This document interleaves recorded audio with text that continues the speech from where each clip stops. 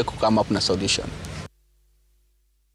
Nayo serikali ya kaunti ya Kwale imetoa tani 39 za mbegu kwa wakulima 15,000 wa kaunti hiyo katika matayarisho ya upanzi wa msimu wa mvua ya masika. Mbegu hizo za mahindi tani 23, pojo tani 8 na kunde tani 8 zinalenga kuwezesha utoshelevu wa chakula kaunti hiyo. Gavana wa Kwale Fatuma Achani amesema serikali ya Kwale inahakikisha sekta ya kilimo inaangaziwa ipasavyo ili kuboresha mazao na kupigia jeki kilimo biashara. Nasema wakulima wenzangu, tukipatiwa hii mbegu tuende tukaifanyie kazi ili itusaidie sisi wenyewe na jamii zetu. I want to believe tuko na maafisa ambao watatuelimisha, watatuelekeza, watatusaidia katika ukulima wa mbegu hizi.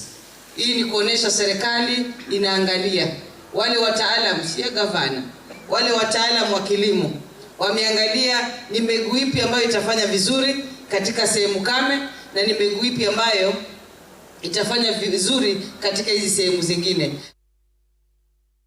Nao zaidi ya wanafunzi 200 wameshiriki mashindano ya kusoma